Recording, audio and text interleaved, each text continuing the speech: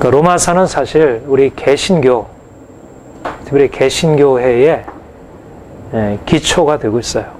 로마서는 개신교, 특별히 우리 개혁파 신앙은 로마서에 바탕을 두고 서 있다 할 수 있을 만큼 그렇게 로마서를 그러니까 다른 모든 성경이 다 하나님의 말씀이고 또 그 안에 하나님의 비밀이 담겨 있지만 특별히 이 로마서는 가장 중요한 복음의 핵심을 담고 있어서 우리가 로마서를 이렇게 전체를 한번 이렇게 쭉 공부를 할 수 있게 되었다는 게 큰 은혜라 여겨지고 저도 로마서를 강의하면서 저 자신도 좀 더 복음에 분명한 것을 이렇게 깨닫게 되고요. 그래서 참 감사하고 하나님이 앞으로 이제 로마서 강의 마치면 이제 갈라디아서를 할까 이제 그렇게 생각을 하고 하나님이 또 앞으로 선하게 인도하시리라 그렇게 믿습니다. 우리가 오늘 본문을 보면 내 형제들아 너희가 스스로 선함이 가득하고 모든 지식이 차서 능히 서로 권하는 자임을 나도 확신하노라. 그러나 내가 너희로 다시 생각나게 하려고 하나님께서 내게 주신 은혜를 인하여 더욱 담대히 대강 너에게 썼노니. 여기 보면 이제까지 13절까지 어느 정도 이제 본인의 지금 편지를 좀 마감을 하고 지금 14절 이하에는 이제 내가 어떤 의도를 가지고 썼고 그리고 또 내가 이제 뭘 할 거라는 어떤 개인적인 자신의 얘기를 좀 하고 있습니다. 그러니까 앞에 얘기는 말하자면 사도 바울이 전하고자 한 복음의 내용, 내가 복음은 모든 믿는 자에게 구원을 주신 하나님의 능력이라 이렇게 얘기를 했죠. 하나님의 의가 복음 안에 나타났다 이러면서 18절부터 1장 18절부터 하나님의 진노가 불의로 진리를 막는 사람들의 경건찮음과 불의로 대하여 하늘로부터 쫓아난다는 그 이방인들의 죄에 대한 하나님의 진노의 심판으로부터 시작해서 유대인들에 대한 하나님의 진노의 심판, 그리고 예수 그리스도의 구속, 그리고 믿음으로 말미암는 의, 또 죄에 대한 자유, 뭐 이런 것을 이제 쭉 그런 복음의 이렇게 핵심적인 내용을 쭉 이제 로마에 있는 성도들을 위해서 쭉 이제 말하자면 그 자신의 복음의 체계를 체계적으로 이렇게 쓴 것이에요. 그러니까 그래서 상당히 조직적이고 굉장히 이렇게 논리적인 그런 순서를 가지고 있고, 그런데 이제 자신의 편지를 거의 다 마감을 하면서 내가 어떤 의도를 가지고 썼는지 말을 하고 있습니다. 그러니까 지금 로마에는 여기 보면 로마서는 이미 복음을 듣고 믿어서 그리스도 안에서 성도가 된 로마에 있는 성도들에게 쓴 글입니다. 그러니까 이 복음의 내용에 대해서 전혀 모르는 사람들은 아니고 나름대로 복음에 대해서 이미 알고 있지만 로마에서 하나님의 사랑하심을 받고 성도로 부르심을 입은 모든 자들에게 내가 편지를 쓴다 이렇게 얘기를 했어요. 그러니까 이제 그들은 이미 그리스도를 믿어 하나님의 사랑을 받고 성도로 부르심을 입은 자들이에요. 예수 그리스도의 것이라 부르심을 입은 자들입니다. 그러니까 그들 안에는 이미 구원의 은혜가 있고 감격이 있고, 그래서 사실은 뭐 요즘과는 많이 다른 것이에요. 요즘에는 이렇게 성도들이 뭐 모여서 같이 서로 권하고 뭐 이런 게 좀 약하잖아요. 뭐 세상 일에 너무 바쁘니까. 근데 이제 그 당시에 복음이 이제 처음 전파가 되었을 때 주님께 돌아온 성도들이 모여서 정말 모기를 힘쓰고 같이 권하고 또 복음을 전하고 서로 이렇게 나누고 하는 이제 그런 아주 생생한 복음의 역사, 생명의 역사가 이제 교회에서 있었던 것이었고요. 그러니까 이미 로마에 있는 교회가 선함이 가득하고 지식도 있고 서로 권하는 자예요. 그러나 내가 너희로 다시 생각나게 하려고, 그러니까 이미 너희가 복음에 대한 지식을 가지고 있고 그래서 서로 권하면서 서로 세우고 있지만, 그러나 너희로 하여금 더 분명하게 깨닫게 하려고 하나님께서 내게 주신 이 복음의 내용들을 전파하는 것이다, 이렇게 말씀하고 있습니다. 내가 너희로 다시 생각나. 그러니까는 우리가 복음을 깨닫고 서로 권하는 자이지만 계속해서 복음의 내용을 계속 다시 듣고 다시 생각해서 그 복음이 좀 더 생생하게 우리 안에 이렇게 불릴듯 계속해서 타오르도록. 왜냐하면 이 바깥에도 사실 계속적인 공격들이 있잖아요. 그러니까 계속해서 복음이 다시 생각나고 알았던 것이 다시 생생하게 날마다 새롭게 부각이 되고 일어나는 것. 그 로마서 1장에 한번 보세요. 사도 바울이 로마에 있는 교회를 방문하기를 원했는데 비슷한 의도를 말하고 있어요. 1장 13절 너에게로 나아갈 좋은 길 얻기를 구하노라. 11절 같이 읽어볼까요? 내가 너희 보기를 심히 원하는 것은 무슨 신령한 은사를 너에게 나눠주어 너를 경고케 하려 함이니. 그러니까 이미 로마에 있는 교회가 하나님의 사랑을 입었고 성도로 부르심을 입고 하나님을 잘 섬기고 있고 그 믿음이 온 세상에 전파된다 그랬죠. 그 정도로 로마에 있는 교회는 이미 복음에 서 있는 교회예요. 그런데도 사도 바울은 그들을 보기를 간절히 소원했다는 것입니다. 그래서 그들이 신령한 은사를 나누어 주어서 그들을 더욱더 경고케 하려고. 그러니까 이미 그들이 하나님을 믿은 자, 예수님을 믿고 그 믿음이 온 세상에 전파될 만큼 그렇게 강력한 은혜 아래 있었지만 사도 바울은 그들에게 나아가서 더욱더 더 온전한 신령한 은사를 거기에 나눠주기를 원해서 그들의 가기를 원한다. 13절에 보면 같이 읽어볼까요? 형제들아, 내가 너희가 모르기 줄을 원치 않으니 너희 중에서도 다른 이방인 중에서와 같이 열매를 맺게 하려 하므로되 이방인 중 조치 너희도 열매를 맺게 하려. 그러니까 사도 바울의 간절한 소원은 이미 복음을 믿은 자들이 더 복음에 견고하게 서는 것, 그리고 열매를 맺는 것. 그러니까 우리가 복음을 전파해서 사람들이 주께 돌아오는 것도 중요하지만 이미 복음에 서 있는 자들이 복음에 더욱더 견고하게 서고 또 그래서 열매를 맺는 것, 이것이 중요하다는 것. 그래서 사도 바울이 그런 의도를 가지고 로마에 있는 교회를 가기를 원했어요. 그런데 그 길이 막혔습니다. 그래서 우선 그들에게 이 로마서 편지를 쓰면서 동일한 마음의 소원을 고백하고 있습니다. 이미 너희가 주님을 알고 너희 안에 선함이 있고 지식이 있고 그래서 서로 권하는 자이지만 내가 너희로 다시 생각나게 하려고 너희 안에 주어진 일을 다시 생각나고 하고 다시 더 주님께 더 가까이 더 경고케 더 열매를 맺게 하려고 내가 이 편지를 쓴다. 그러니까 우리가 계속해서 이렇게 주의 복음의 은혜를 계속 더 새롭게 계속 듣고 우리가 앞절에 그런 말씀 있잖아요.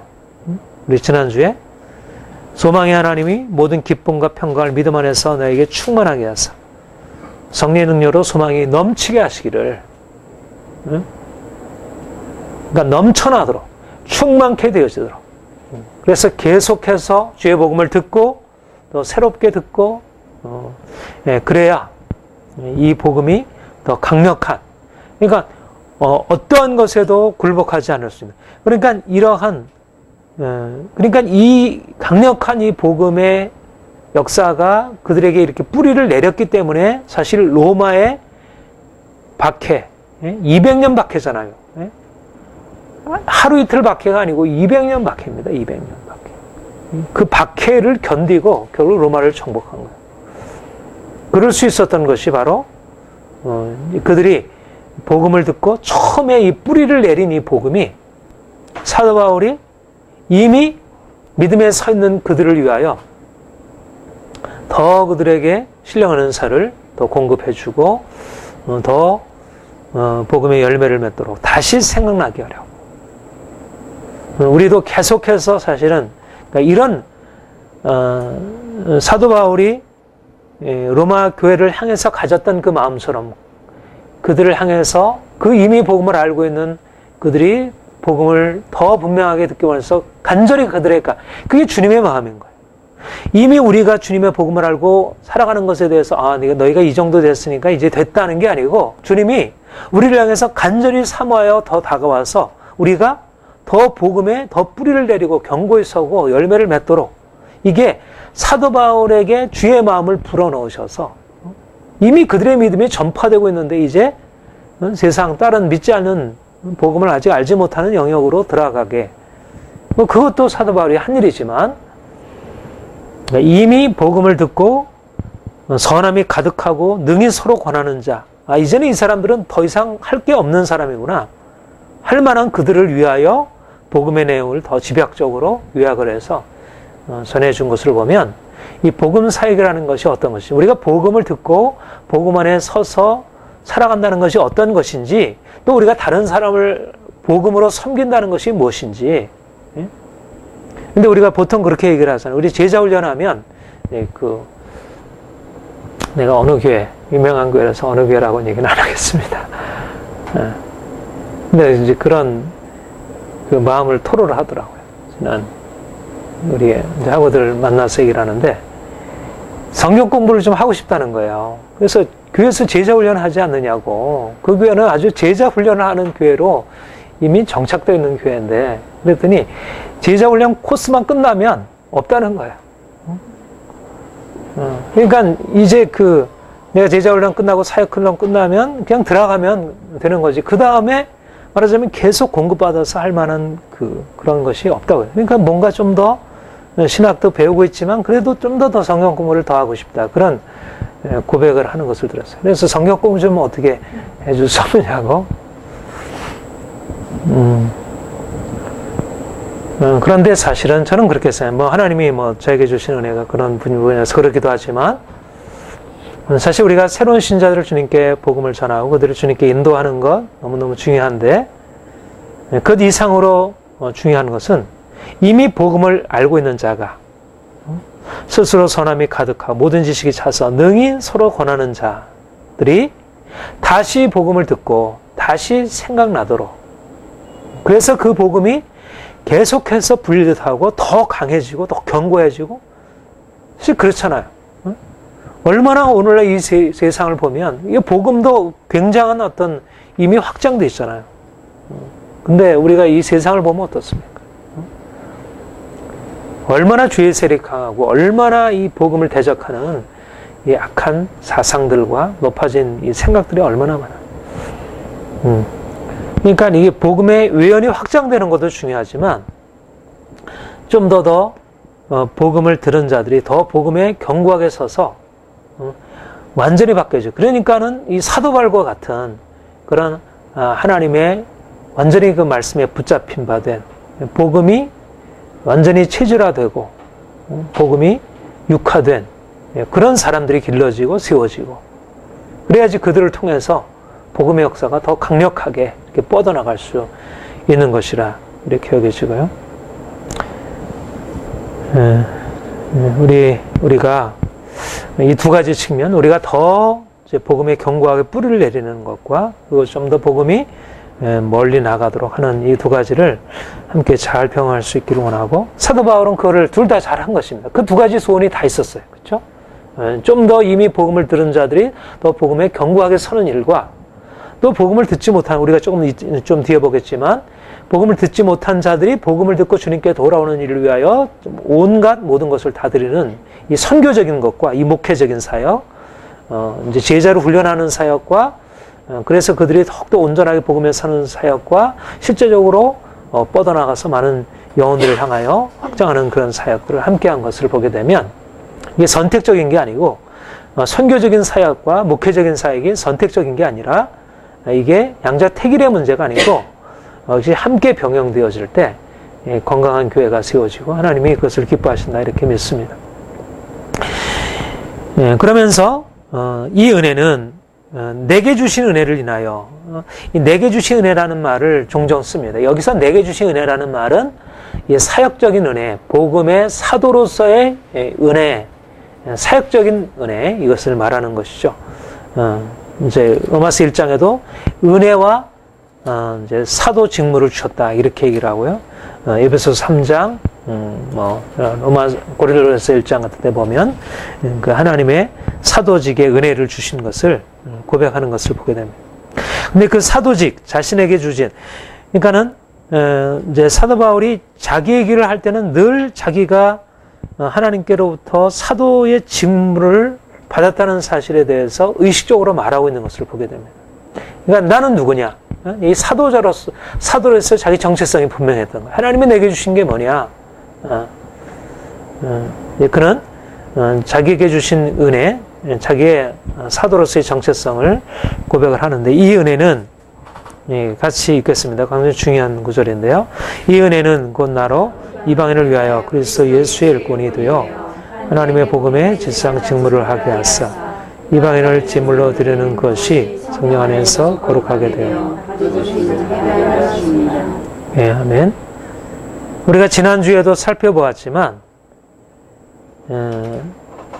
이 복음이 그 9절 이하에 보면 이방인으로, 그러니까 조상들에게 주신 약속, 8절에는 이스라엘에게 하나님께서 약속하신 그 약속을 성취하는 그런 의미로 복음이 의미를 가지고 있다고 했고, 뿐만 아니라 이방인들이 그 긍휼하심을 인하여 하나님께 영광을 돌리게 하려 합니다.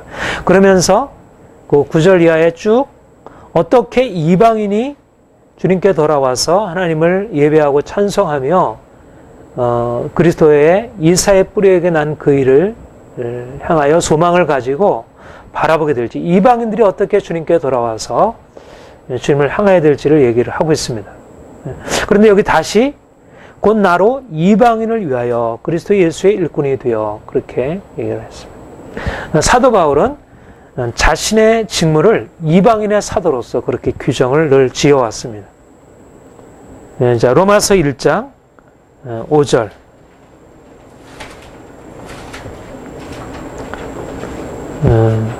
함께 읽죠. 시작. 그로 말미암아 우리가 은혜와 사도의 직분을 받아 그 이름을 위하여 모든 이방인 중에서 믿어 순종케 하나니. 예. 은혜와 사도의 직분. 사도의 직분에, 여기서 은혜와 사도의 직분이라는 말은 사도의 직분이라는 은혜, 그런 말로 이해를 할 수 있겠어요.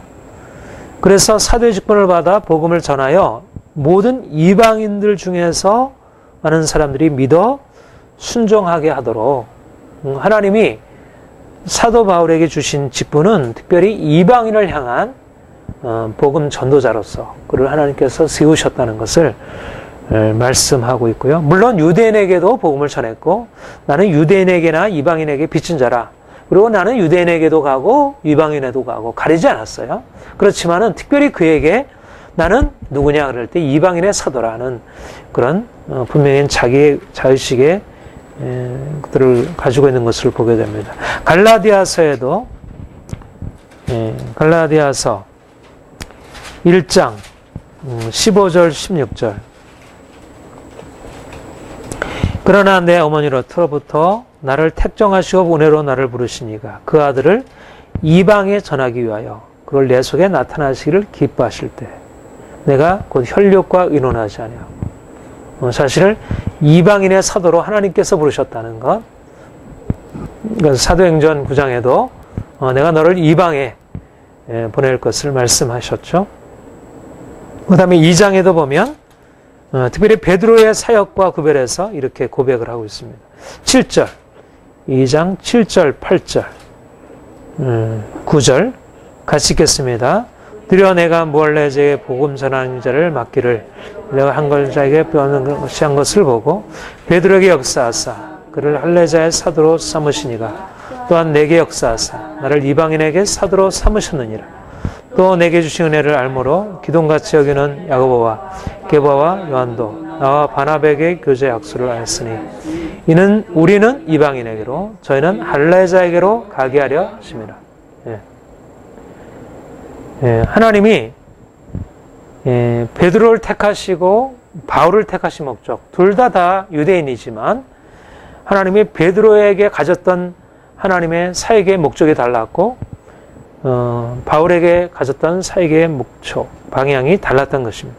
베드로에게는 할례자들 유대인들에게 나아가서 복음을 전하도록 했고 바울에게는 무할례자들 이방인들에게 나아가 복음을 전하도록 이것이 그러니까 하나님께서 가장 효과적으로 가장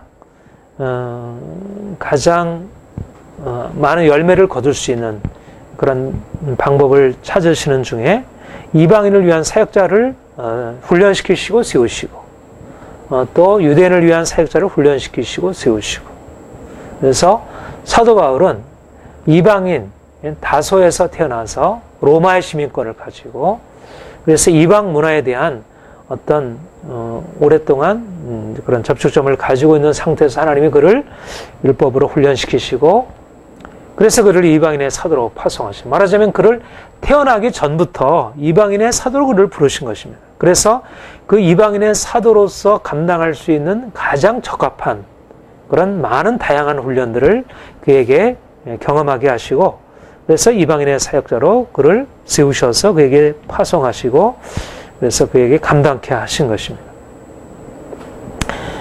이것이 바로 이제 그 바울에게 하나님이 하신 일이고 바울을 통해서 하나님이 하신 일입니다. 그런데 중요한 것은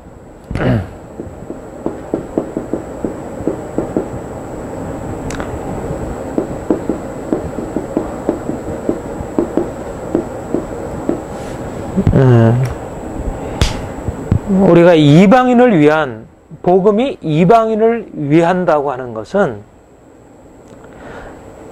사도 바울이 이방인의 사도로 부름받아서 복음이 유대인만이 아니라 이방인을 위한 것이라고 하는 사실을 이것을 여러 차례 얘기를 하고 있고요.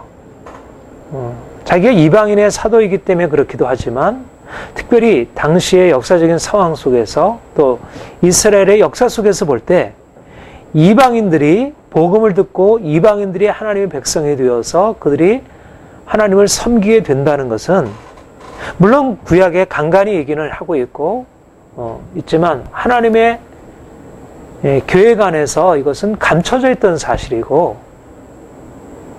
바로 사도 바울이 이방인의 사도로 부름받아서 이방인에 나려고 할 때 바로 복음이 단지 이스라엘을 위한 유대인을 위한 것이 아니라 이방인을 위한 복음이라는 사실을 이걸 가지고 나아갔기 때문에 그가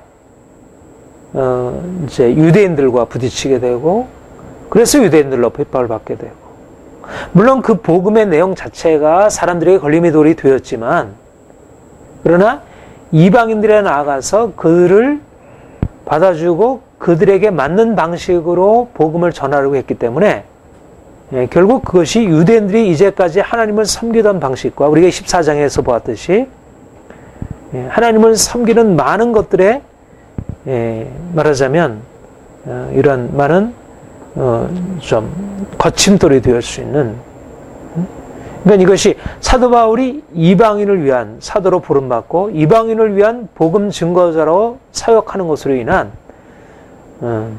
이제 그런 것에 다 연관되어서 이제 그 핍박을 받은 것입니다. 그러니까 사도 바울은 하나님께서 그 복음을 단지 이스라엘 백성들 당시의 유대인들의 조상되는 그 그들에게 약속하신 그 복음의 성취일 뿐만 아니라, 그것의 성취일 뿐 아니라 어떻게 보면 그 복음에서 죄에 대하였다고 여겨지는 이방인들 위해서도 복음이 그들에게도 타당하다는 것. 자, 갈라디아서 3장 한번 보세요.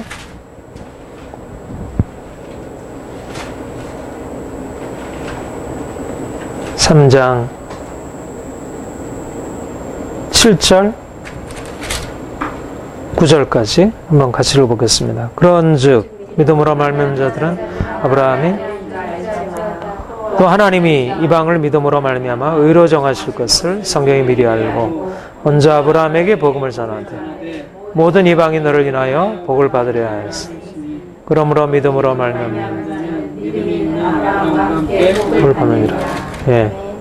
우리가 지난주에도 바울이 구약을 인용하면서 어떻게 하나님께서 이방인들로 하여금 주님께 돌아오도록 이렇게 말씀하셨는지, 이미 약속하셨는지를 말씀했지만, 여기에 아브라함, 그들의 유대인들이 자신들의 조상이라고 여기는, 그래서 모든 것에 궁극적인 권위로 호소하는 그런 아브라함을 인용해서 우리는 아브라함 자손이다. 우리는 약속의 자손이가 우리는 아브라함 자손이다. 그런데 그 아브라함에게 하나님께서 하신 말씀이 뭐냐면 너로 인하여 이 모든 이방이 복을 받으리라. 말하자면 아브라함에게 하신 약속의 성취는 이방이 함께, 아브라함과 함께 복을 받는 것, 이것이 아브라함에게 약속하신 그 약속의 성취라고 하는 것입니다. 그러니까는 다시 말하면 사도 바울이 복음을 전하면서 사람들에게 아주 분명하게 납득시키려고 했던 것은 뭐냐면, 이방인들이 복음을 듣고 주님께 돌아와서 그들이 주님을 만나는 것은, 이것은 이미 하나님이 구약 이스라엘의 조상, 이스라엘 백성들의 조상들은 아브라함과 그리고 율법과 선지자를 통해서 미리 약속하신 바다. 그러니까 바로 이방인을 향하여 주의 복음이 증거되는 것. 이방인을 위한 복음. 다시 말하면 이제까지 복음은 오직 유대인에게, 그리고 이방인은 그야말로 그런 복음, 하나님의 축복과 약속과 언약과 이런 것으로부터 소외되어 있는 그런 사람들로 그렇게 여겨졌는데, 복음은 단지 유대인만을 위한 것이 아니라 유대인뿐만 아니라 이방인에게도, 유대인뿐만 아니라 내가 유대인에게만 아니라 이방인에게도, 바로 복음이 복음된다고 하는 그 복음의 본질적인, 바로 예수 그리스도의 복음의 본질 안에 무엇이 들어있냐면, 이제까지 알고 있었던 유대인의 하나님, 아브라함의 하나님, 이삭의 하나님, 야곱의 하나님, 말하자면 하나님의 선민들의 하나님이 이제는 선민들이 아닌, 택함 받은 백성들이 아니고 긍휼의 자녀들이 아닌 그들의 하나님이 되셔서 그들로부터도 영광을 받으신다고 하는 것, 사도 바울이 바로 하나님께로부터 복음의 내용을 들을 때 예수 그리스도께서 십자가로 구속을 하시고 그 부활로 영광을 우리에게 주시고 우리로 하여금 그분의 영광에 참여하게 하실 때, 이제까지 율법 아래서 조상들의 약속 안에서 사람들이 가지고 있었던 그 제한적인 하나님, 제한된 하나님에 대한 생각, 하나님의 축복과 언약에 대한 생각이 이제 깨어지고, 이제까지 하나님의 언약과 축복에 대해서 전혀 상관없다고 여겼던 이방인들에게 주의 복음이 확장되고 이들에게 하나님의 역사가 나타날 것을 말씀하셨다는 것입니다. 이것은 바로 사도 바울이 복음을 깨달으면서, 그러니까 베드로도 사도이고 야고보도 사도이고 많은 당시에 사도들이 있지만, 특별히 하나님께서 바울을 통해서 바로 복음이 가지고 있는 그 본질, 이제까지 유대인들에게만 제한되었다고 여겼던 그 하나님, 그 하나님의 약속과 축복들을 이제 이방인에까지 넓히시겠다고 하는 하나님의 이 감춰졌던 비밀의 계획을 하나님께서 드러내시고 이제 그것을 실제적으로 사역을 통해서 이루게 하신 것입니다. 그러니까 어떻게 보면 베드로는 할례자에게로, 바울은 무할례자에게로, 베드로는 유대인에게로, 그리고 바울은 이방인에게로 이렇게 뭐 분담하는 의미를 가지고 있지만, 그러나 분담하는 의미를 넘어서 사실 사도 바울에게 하나님께서 주신 것은 좀 더 복음이 가지고 있는 이제까지 감춰 있었던 전혀 닫혀 있었던 영역, 전혀 관계가 없었던 영역으로 그 복음이 뻗어간다는 것을 말씀하시고 바로 그 일을 감당하도록, 이방인이 복음에 참여하고 이방인이 복음 안에 들어오게 되었다는 것, 그것은 엄청난 소식이고 그야말로 그동안의 패러다임을 완전히 깨뜨리고 전혀 새로운 사고회로 들어가는 것을 의미하는 것입니다.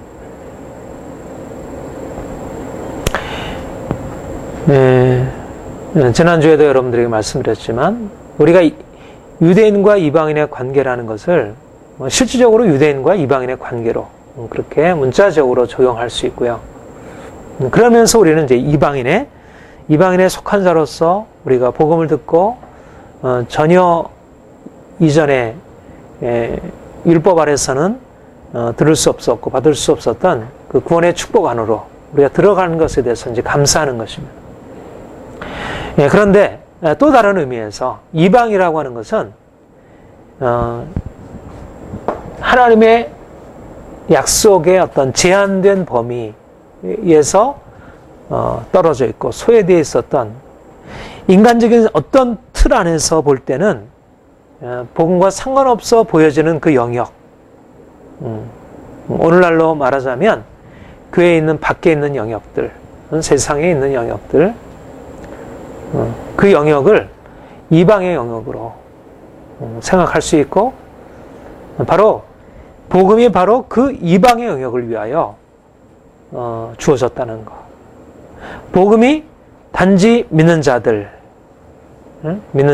이미 약속 안에 있고 주님을 섬기는 자들만이 아니고 주님을 알지 못하고 주님과 상관없이 주님께서 주신 것을 누리면서도 주님께 경배드리지 못하고 주님을 기뻐하지 못하는 그런 사람들에게로 그 복음의 의미가 알려지고 그들에게 그것이 나타나고 그래서 그들이 복음 안에서 주님께 돌아오게 되는 일. 저는 오늘날도 사실 이 이방인을 향한 사역, 이방인을 향한 복음 전도의 사역이, 그리고 그들을 주님께 돌리는 사역이 아주 중요한 사역이라 이렇게 여겨집니다. 우리가 지금 가지고 있는, 우리 지난 주일에 우리 교회의 새로운 패러다임에 대한 얘기를 했습니다. 우리가 세상 안으로 들어가서 이 세상 안에 그리스도의 복음의 생명을 드러내는 일, 어떻게 하면 우리가 세상 안에 들어가서 세상 사람들이 그 복음을 듣고 주님께 들어올 수 있게 되어질지, 말하자면 우리의 복음적인 관점에서 보면 이방이라고 여겨지는 영역들, 정말 이곳에는 복음에 들어갈 수 없고 너무 강력한 죄의 세력, 우상숭배의 세력, 또 정말 복음을 받아들일 수 없는 그런 많은 장애물들을 가지고 있는 그러한 곳에 어떻게 복음이 들어갈 수 있을지. 그런데 주님께서 우리에게 마치 사도 바울을 택하셔서 그로 하여금 이방인의 사도로 세우셔서 이방인에게 복음을 증거하도록 하신 것처럼 우리에게도 동일하게 이런 이방인을 향한 사역, 이방인을 위한 복음, 이방인을 위하여 부르셔서 우리를 이방인을 향해서 들어가도록 그렇게 하신다는 생각을 합니다. 하나님이 우리가 교회를 처음 세울 때부터 그래 해왔고, 또 하나님이 계속해서 이끌어 오신 과정들을 보면 이제 좀 더 이방인을 위하여 주께서 우리를 그리스도의 일꾼 삼으셨다는 것, 우리가 한편으로는 그리스도를 위하지만 우리가 그리스도를 위하는 의미가 뭐냐면 이제는 이방인들이 복음을 듣고 이방인들이 복음을 깨닫고 이방인들이 복음 앞에 순종하고 이방인들이 주님께 돌아오는, 그래서 이제 열방이 이방인들이 주님께 돌아와서 주님을 찬송하게 되는 그것을 바라보고 이제 그리로 나아가서 그러니까 중요한 것은 이제 사실 사도 바울은 정말 이렇게 당시 사역에서 보면 이 개척지잖아요.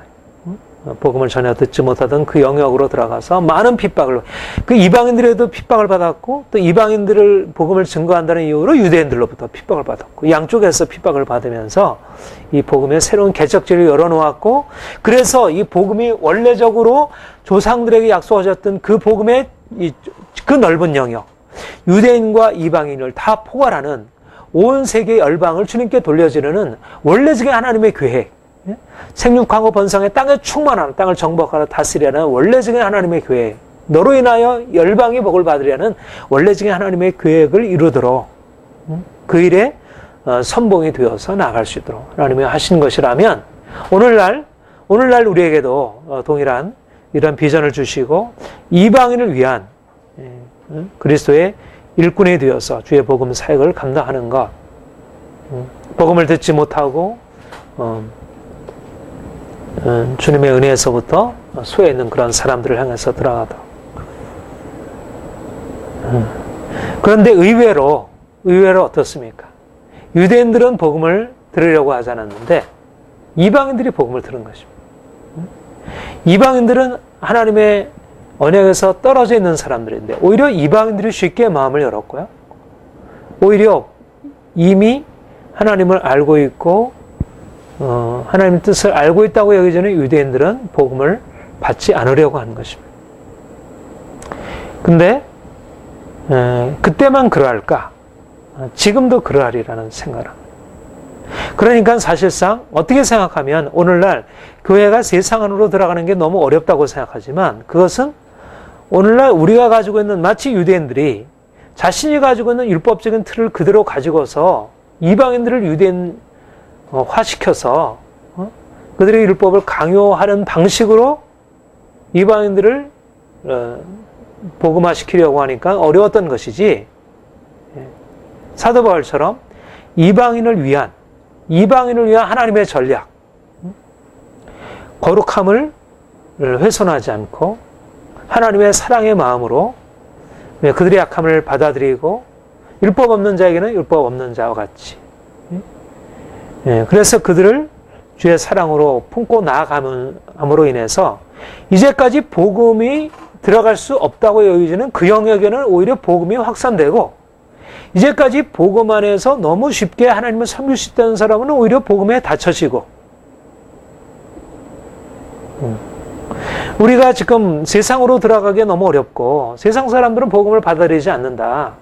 요즘에 세상이 너무 살기가 좋아져서 복음이 이제는 더 이상 만불 이상을 넘어서면 복음이 뿌리를 내릴 수 없다. 과연 그럴까? 과연 그럴까? 그것은 이방인의 사도로서 이방인을 위하여 그리스도의 예수님이 일꾼이 되는 방식이 아니라 마치 이방인을 유대인으로 만드는 것이 복음을 위한 것이냐, 그런 방식으로 해가지고는 복음이 열매를 맺을 수 없었다는 것입니다. 그런데 사도 바울처럼 이렇게 이방인을 위한 그리스도의 일꾼이 되어서 이방인을 그리스도께로 인도하는 하나님의 전략을 가지고 또 하나님의 심장을 가지고 그 능력을 가지고 들어가서 실제적으로 엄청난 수확을 거두고 많은 역사를 나타낸 것처럼 오늘날도 우리가 이방인들에게 들어가는 게 어렵다. 사람들이 이제 복음을 들으려고 하지 않고 모든 다른 신들을 쫓고 있다. 우상을 쫓고 있고 돈을 쫓고 있고 권력을 쫓고 있고 행복을 쫓고 있고 쾌락을 쫓고 있기 때문에 우리 복음으로 들어가기 어렵다.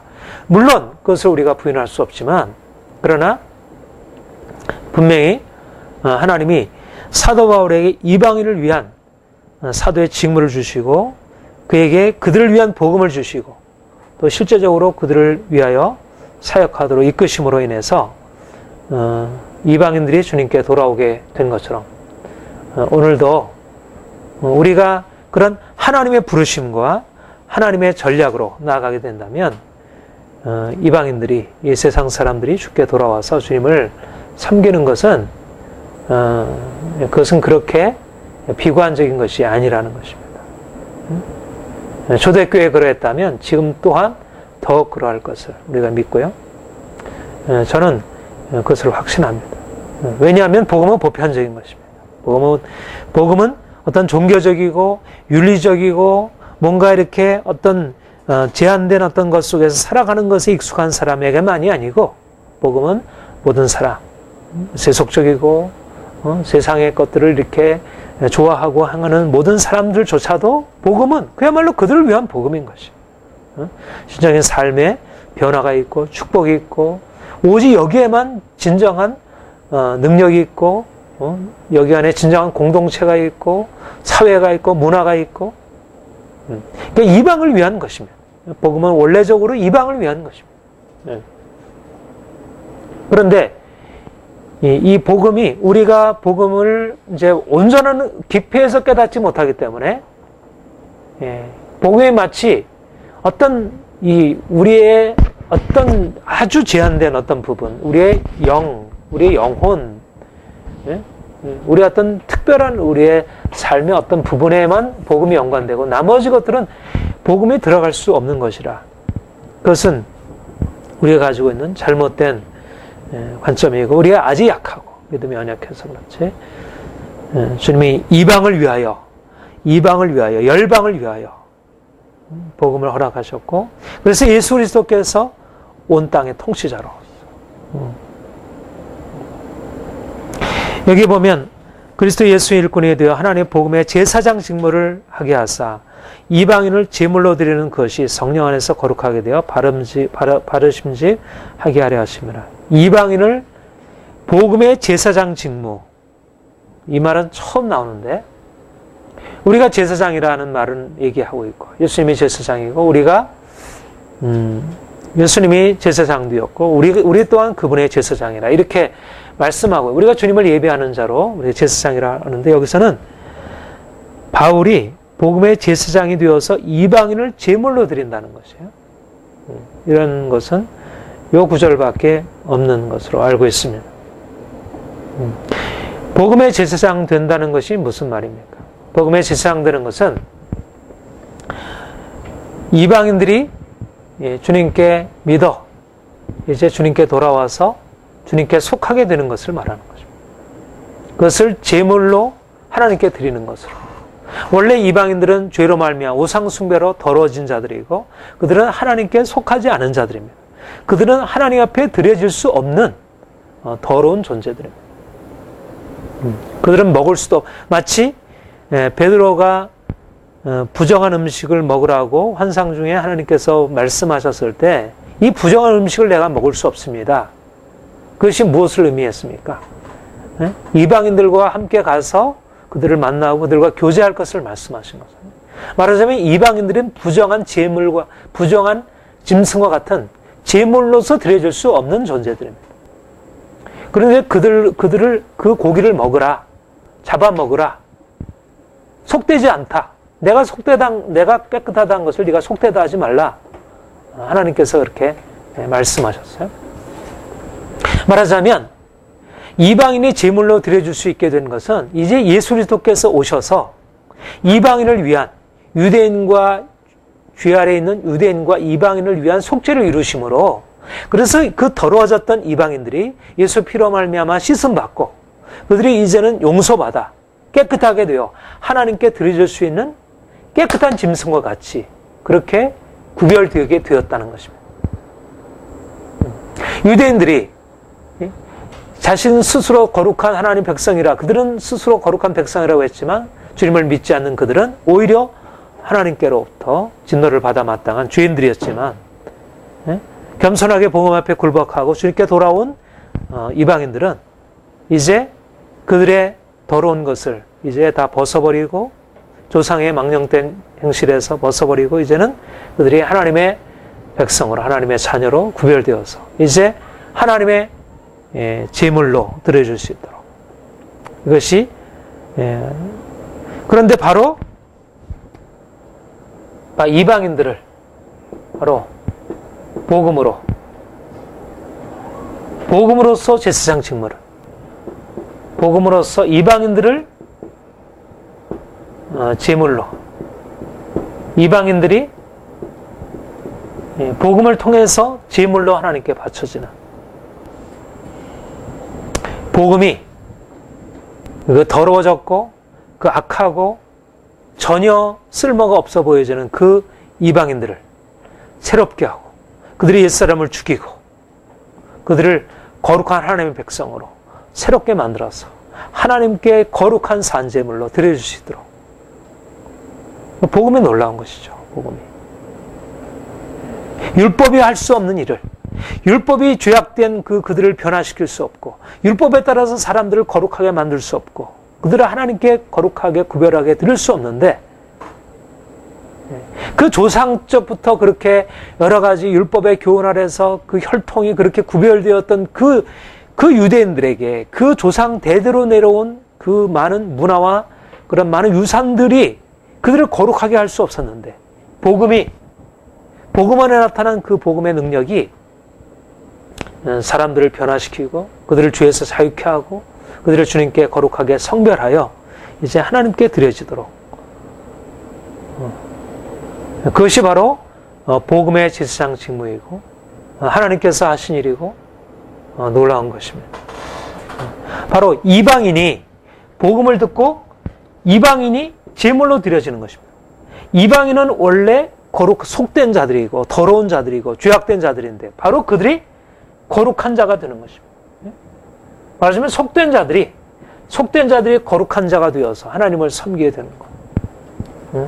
하나님이 이방인들에게 복음을 들려주시고, 말하자면 고넬료가 그 환상을 보고 나서 깜짝 놀라기를, 나는 그럴 수 없습니다.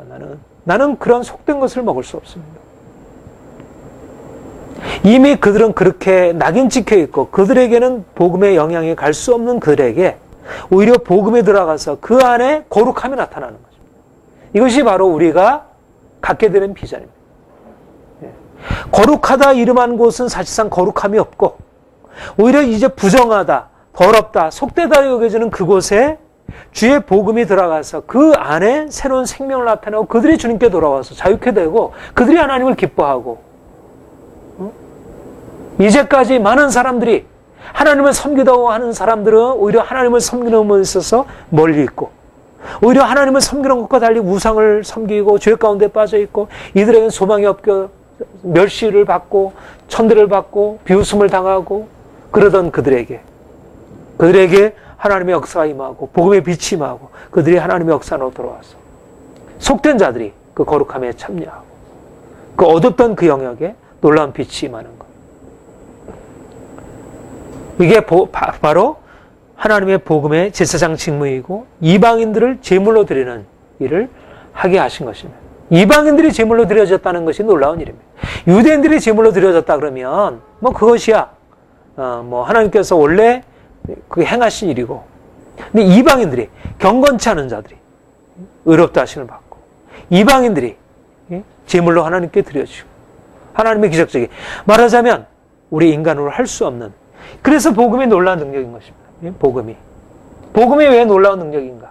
우리의 생각을 뛰어넘어, 우리가 가지고 있는 인간적인 한계를 뛰어넘어서 죄 아래 있고 사단의 권세 아래 있고 도무지 가능성이 없다고 여겨지는 그곳에 하나님의 능력을 나타내서 그 안에 거룩함을 나타내는 것입니다. 그러니까 우리가 생각하는 거룩함과 다른 차원의 거룩함이 임하는 것입니다. 우리가 계속 요 몇 주간에 계속해서 율법으로부터 자유하고 어떻게 복음의 능력이 부정하다고 하는 그곳에 나타나게 되었는지, 모든 것이 만물이 다 정하다, 무엇인지 스스로 속된 것은 없나니, 속되다고 여기서는 이 이방인들이 주님을 만나서 주님께로 돌아와 새로운 생명 안에 들어오고 역사가 일어나는 것. 그러니까 우리가 사실 교회라는 개념도 그런 것이죠. 교회도 이제 이전에 우리가 알고 있는 이런 영역적인 교회, 우리가 모여서 예배하고 찬송하는 그런 개념을 넘어서 이방인들이, 말하자면 교회와는 전혀 상관없고 복음을 믿고 주님을 섬기는 것과는 전혀 상관없는 영역 안에 그런 더럽다고 하는 돈의 영역 안에 정치, 더럽힐 수 없다고 밖에 여겨지는 그 정치의 영역 안에 뭐 연애, 그런 도무지 사단의 영향력으로부터 자유로울 수 없다고 여겨지는 그런 영역 안에 복음의 영향력이 들어가서 이방인들이 제물로 주님께 드려지고 그 영역 안에 하나님의 생명 역사가 나타나고 도덕적이고 뭐 원래 좀 선하고 착하고 원래 그렇게 준비되었던 물론 그런 분들도 주님을 만나고 경험해야 되지만 그러나 복음과 전혀 상관없이 여겨지던 그런 너무너무 죄악된 깊이가 뿌리 내려있는 그곳에 주님과 상관없이 여겨지는 그곳에 주의 역사가 나타나게 된다는 것. 이것이 하나님의 역사이고 하나님께서 사도를 통해서 행하신 일이고 하나님의 복음의 제사장 직무를 하나님께서 그에게 맡기셔서 감당케 하신 것입니다. 오늘도 주님이 우리에게 이 일을 하게 하시려고 우리를 부르신다 믿습니다. 우리가 이방인을 주님께 제물로 드리는 일에 복음의 제사장 직무를 감당하라. 그러니까 유능한 제사장이 되는 것입니다. 우리 자신이 성별케 되고 그래서 이방인들이 주님을 알지 못하는 이들이 주님께 성별해서 주님께 돌아오는 것. 이게 복음의 제사장 직무이고 이것이 하나님의 영광을 받으시고 그들 또한 주님께 드려짐으로 그들의 삶이 너무나 고귀하게 변화되는 것입니다. 그러므로 내가 그리스도 예수 안에서 하나님의 일에 대하여 자랑하는 것이 있거니와 그리스도께서 이방인들을 순종케 하기 위하여 나로 말미암아 말과 일이며 표적과 기사의 능력이며 성령의 능력으로 역사하신 것에는 내가 감히 말하지 아니하노라. 하나님께서 이방인들을 순종케 하기 위하여 이방인들을 제물로 하나님께 드리기 위하여 이방인들에게 복음의 제사장 등 복음을 그러니까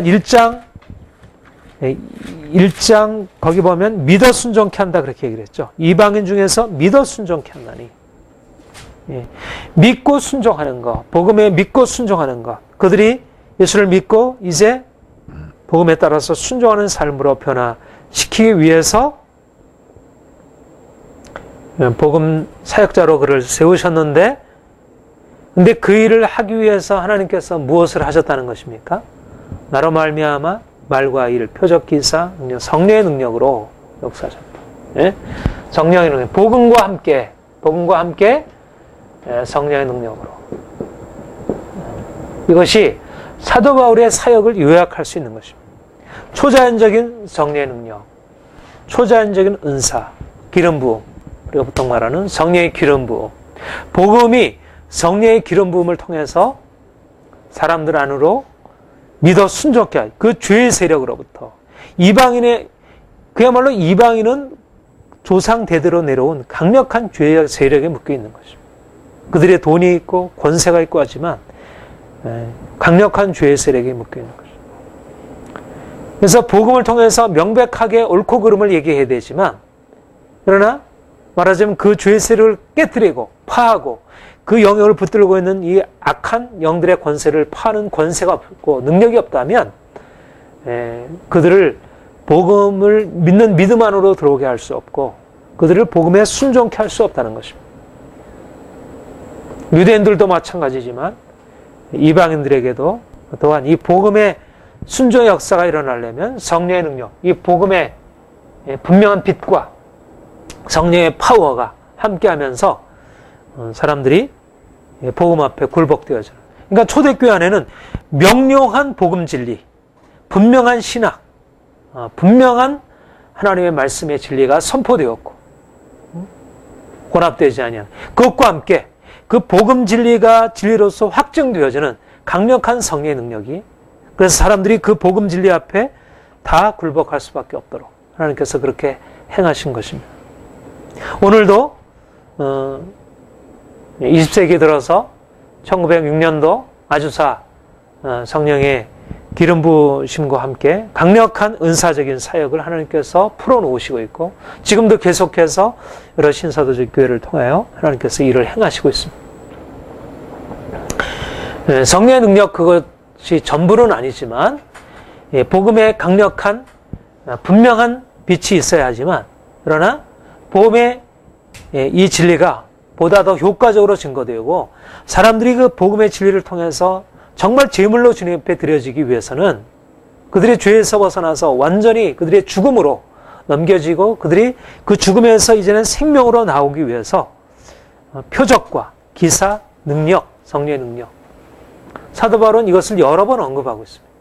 사도 바울 자신의 사역 가운데 하나님께서 이렇게 초자연적인 은사로 역사하셨다는 사실을 거듭 얘기하고 있습니다. 저희는 오늘날 이러한 하나님의 초자연적인 은사, 초자연적인 기적적인 역사들을 행하실 것을 믿고 또 그것을 기대합니다. 그리고 이 초자연적인 기름 부음들을 계속 기도하고 하나님이 우리 안에 더 강력하게 부으시도록, 그래서 우리가 더욱더 힘있게 주의 복음을 전하면서 죄에 실제적으로 매 있는 자들을 거기서 건져내도록, 말하자면 능력 대결에 있어서 오늘날 점점 악한 영의 세력들도 더 강화되고 죄의 세력도 강화되고 잘못된 이 사상들도 더 강화되고, 그래서 사람들이 다 그 강력한 힘 안에 다 굴복되어지고, 그래서 성령의 강력한 능력이 아니라면 우리가 이방인들을 주님께 복음으로 굴복시키고 그들이 복음 앞에 이렇게 겸손히 나올 수 없다는 것이죠. 그래 더욱더 계속해서 주께서 이방인을 위하여 사도로 세우시고 사도 바울에게 부으셨던 성령의 능력을 우리에게 허락하시도록. 19절 21절 보면 이 일로 인하여 내가 예루살렘으로부터 두루 행하여 일루리곤까지 그리스도의 복음을 편만하게 전하느니라. 내가 그리스도의 이름을 부르는 곳에는 복음을 전하지 아니하기로 힘쓰느니 이는 남의 터 위에 건축하지 아니하려 함이라. 이것 때문에 주의 소식을 받지 못한 자들이 볼 것이요 듣지 못한 자들이 깨달아야 한 것 같아야 합니다. 여기서 중요한 사역의 원리를 말씀하고 있습니다. 내가 그리스도의 이름을 부르는 곳에는 복음을 전하지 않기로 힘썼느니. 여러분 아까 얘기한 대로 사도 바울이 주의 이름을 부르는 곳에 복음을 전하지 않겠다는 말은 이미 복음을 알고 있는 사람들에게는 내가 복음을 말하지 않겠다는 의미는 아닙니다. 앞에서 얘기한 대로 사도 바울은 이미 복음을 다른 사람을 통해서 듣고 복음을 믿고 주님을 섬기고 있는 로마 교회를 향해서 편지를 썼고, 그리고 그들에게 가서 다시 복음을 알려주고 그들로 하여금 더 신령한 은사로 세워지고 또 그들이 더욱더 경고케 되고 열매를 맺도록 그렇게 하기를 간절히 소원한다고 했습니다. 그리고 그는 자기가 전한 복음을 세우지 아니하는 그 교회를 향해서도 편지를 쓴 것을 보게 됩니다. 그러니까 하나님께서 특별히 이방인들을 향해서 이런 의미에서 복음을 이제 그가 알고 있는 곳에 복음을 그리스도의 이름을 부르는 곳에 복음을 전하지 않기로 힘썼다는 말은 복음을 알고 있는 곳에 복음을 전하지 않는다는 말은 아니겠습니다. 정말 모든 사람들이 복음을 듣고 더 견고하게 살아가는 것, 살아가는 것 중요하게 말할 수 있는 것이에요. 여기서 말하는 것은 뭐냐면, 말하자면 하나님이 각 사람에게 주신 말하자면 사역의 영역과 복음 증거의 역사들이 있는 것이에요. 그러니까 아무리 사도 바울에게 놀라운 복음의 역사를 주셨다 할지라도 사도 바울은 하나님이 자기에게 주신 그 영역 안에서 그 분량 안에서 그 한계를 지켜가면서 이런 면에서 이제 복음을 이제 증거하셨다, 그렇게 하는 의미를 갖고 있다 볼 수 있고요. 특별히 사도 바울의 이 복음을 듣지 아니한 사람들이 복음을 받으리라고 하는 이 마음 안에 우리가 아까 얘기했던 복음이 이미 유대인만이 아니라 이방인에, 이미 사도 바울의 마음 안에는, 사도 바울의 하나님께서 그에 주신 그 어떤 사역적인 비전 안에는 말하자면 복음이라고 하는 것이 어떤 그 기존의 틀 안에서 이미 알려져 있는 그것보다도 오히려 복음이 열려져 있지 않는 그 오히려 하나님의 소식을 알지 못하는 그들이 오히려 복음을 듣고 복음에 더 쉽게 응답한다는 것. 그런 의미에서 사도 바울에게 있어서 복음을 듣지 아니하는 것에 복음을 증거하는 것, 그것을 통해서 하나님의 역사가 더 퍼져나갈 것을 그는 기대했다, 이렇게 이해가 됩니다. 우리는 이 점에서 사도 바울의 사역의 이 본이 너무 귀하게 여겨집니다. 오히려 복음을 듣지 못한 자들, 주의 소식을 받지 못한 자들을 향하여 나아갈 때 하나님이 그 안에 전혀 복음의 역사가 없는 그곳 안에 오히려 하나님이 직접적으로 행하셔서 더 강력한 빛을 비추시고 오히려 강력한 싸움과 함께 큰 영향력이 드러나게 된다는 거죠. 이미 복음을 듣고 아는 자들이 주님께 그러니까 다른 사람의 사역에 덧붙이는 개념이 아니라 이제 하나님이 주신 것을 가지고 더 확장돼. 그러니까 사도 바울에게 하나님이 주신 이 사도적인 비전이 바로 그랬던 것이에요. 어떻게 보면 굉장히 좀 자존심이 강한 어떤 특성도 있는 것 같아요. 우리 갈라디아서 2장에 보면, 자기가, 1장에 그렇게 고백을 하잖아요. 자기가 주님께서 자신에게 나타나셔서 계시하신 이후에 사람을 만나지 아니하고 혈육과 의논하지 아니하고 아라비아로 갔고 그리고 예루살렘에 가서 사도를 만나서 그들에게 배우고 그런 일을 하지 않았다는. 그러니까 하나님께서 그에게 계시로 하셔서 오래간만에 가긴 갔지만, 그러나 그것은 자신에게 주신 하나님의 계시를 따라간 것이고 하나님께서 자기에게 행하신 일들을 보여주기 위해서 간 것이고, 그리고 그 예루살렘에 있는 사도들을 만나서 특별한 것을 자기가 받은 게 없다는 거예요. 하나님께서 자기에게 주신 것 외에는 다른 것을 특별하게 받은 것이 없다는 것입니다. 그러니까 사도 바울에게는 하나님이 주신 그 복음의 사실들이 너무 분명하게 주어졌고, 그래서 다른 사람들이 전하는 복음에다가 이렇게 어떤 덧붙이는 사역을 하는 게 아니고, 다른 사람이 세운 것에다 어떤 더하는 사역이 아니고, 그는 하나님이 그에게 주신 사역 그 종류 자체가 말하자면 토대를 세우는 사역. 이게 이제 사도적인 사역인 것입니다. 사도적인 사역인 것입니다. 복음의 토대를 세우고 전혀 다른 사람이 하지 않는 일들을, 그리고 다른 사람은 그 위에 세우는 것입니다. 그러니까 우리 고린도전서 3장에 보면 그래 말씀하잖아요. 지혜로운 건축자와 같이 내가 터를 닦아둠에 다른 위는 그 위에 세우나. 그러니까 다른 사람은 사도들이 세운 터 위에 세우는 것입니다. 근데 사도 바울은 하나님이 그에게 주신, 본인에게 주신 어떤 터가 있는 것입니다. 그에게 주신 복음의 터가 있고, 그래서 그 위에 다른 사람들이 와서 사도 바울의 복음을 따라서 그 일을 세우도록. 그것이 이제 사도 바울에게 행하신 일이고, 남의 터 위에 세우지 않는 것. 모든 사람들이 다 그렇게 할 수는 없겠죠. 그러니까 어떤 의미에서 우리가 다른 사람이 한 사역 위에 다른 사람의 사역을 침해하지 않는다는 부분은 그렇게 오늘날도 그 말이 적용되겠지만, 사도 바울에게서 남의 터를 세우지 않는다는 말은 하나님이 그에게 주신 이 고유한 복음의 사실들, 베드로에게 주신 것, 야고보에게 주신 것 다 좀 색깔이 다르잖아요. 동일한 포커스가 아니고 동일한 것이 다른 것입니다.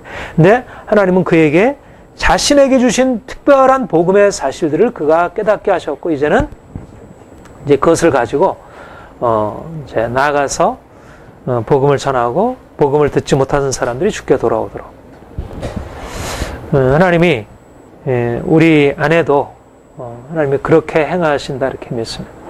하나님이 이 복음의 사실, 저는 이제 사도들이 전한 복음, 특별히 바울의 복음, 이제 복음의 기초 위에 서서 행하고 있지만, 그러나 또 다른 사람의 터, 물론 다른 사람들과 함께 연합하는 것과 다른 사람의 터 위에 세우는 것은 개념이 다른 것이에요.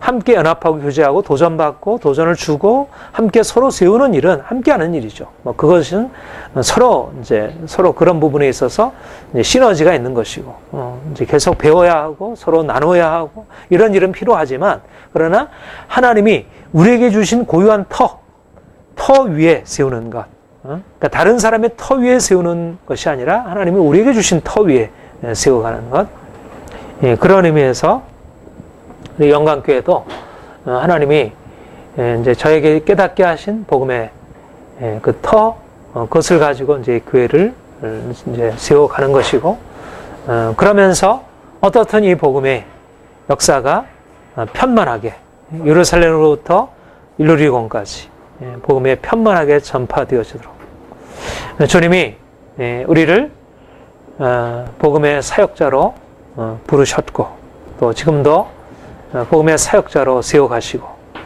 우리를 그런 공동체로 이끄시고 있습니다. 우리가 이방인들이 주의 복음을 듣고 복음 앞에 순종하고 그들이 주님께 헌신되어 드려지고 그들이 주님을 기뻐하고 그들이 하나님의 그 영광을 선포하고, 이게 얼마나 놀라운 비전입니까? 이것은 아무리 작은 한 사람이라도 한 사람을 주님께 돌이키는 일을 한다 할지라도 이것은 너무 귀한 사역이고, 그런데 이 복음의 능력이 우리 가운데 더 강력하게 임해서 편만하게, 강력한 복음의 능력으로 인해서 이 복음이 더욱더 편만하게 증거되어지도록, 그러니까 사도 바울이 얼마나 열정이 일어나요. 그렇게 하나님께서 복음의 자기의 사역 가운데 놀랍게 역사하시는데도 그는 우리 배고프다 그런 말을 쓰잖아요. 배고프다고. 더 여기 이걸로 만족할 수 없다고. 우리 이제 16강 우리가 이제 달성을 했는데, 물론 여기까지 온 건 이제는 여기만 해도 사실 만족한 거죠. 근데 이왕이면 8강까지 올라갔으면 얼마나 좋을까. 이제 그런 생각을 하잖아요. 얼마나 사도 바울에게 하나님이 그동안에 행하신 일들도 많지만 더 보기를 원하고 너희한테 더 이걸 나눠주기를 원하고, 그리고 더 이 하나님의 역사가 더 퍼져나가기를 원한다. 하나님이 우리에게도 이런 하나님의 하나님께서 우리에게 맡기신 직무, 또 은혜, 또 열정, 비전, 능력, 이런 것으로 우리가 계속적으로 공급받고, 우리가 이것을 가지고 우리 자신이 주님을 섬기고 또 우리가 이것을 확산시켜 나가고, 그러면서 정말 열방이 주님께 돌아와서 우리 지난주에 살핀 대로 열방이 주를 찬양하고 경배하고 주님을 높여드리고, 얼마나 이제 아름다운 일이겠습니까? 우리가 하나님 우리에게도 이러한 사도 바울에게 허락하셨던 이방인을 주님께 제물로 드리는 이 복음의 제사장 직무를 감당할 수 있도록 우리에게 주여 말씀하시고 또 우리에게 주의 능력 주시고 주의 열정을 주시옵소서. 우리가 날마다 주님께 이렇게 기도하고 나아가기를 원합니다. 기도하겠습니다. 주님께서 우리를 구원하셔서 우리를 새 사람 만들어 주시고 우리 인생 안에 하나님의 놀라운 은혜를 날마다 경험할 수 있게 하시니 감사드립니다. 우리가 이방인이었고 하나님의 은혜와 사랑과 축복과 언약으로부터 소외되어 있던 자들입니다. 그런데 우리를 이제 하나님의 사랑과 긍휼 안으로 불러주시고 사랑받는 자녀라 칭해주시고, 이제는 우리와 같이 이방인 된 많은 사람들을 향하여 나아가 주의 복음 전하며 그들을 주님께 돌이키는 이 복음의 제사장 직무를 감당할 수 있도록 우리에게 사명 주시니 감사드립니다. 주님, 우리로 하여금 더 분명히 주께서 말씀하시는 것을 듣게 하시고 또 주의 능력 의지하여 힘있게 전진케 하여 주옵소서. 우리가 가는 곳곳마다 새로운 복음의 터가 열리게 하여 주시고, 그래서 새로운 건축이 일어날 수 있도록 하나님의 놀라운 집들이 하나님 방방곡곡에 세워지고 열방 가운데 하나님 퍼져나갈 수 있도록 하나님이 세를 행하시고 역사하여 주시옵소서.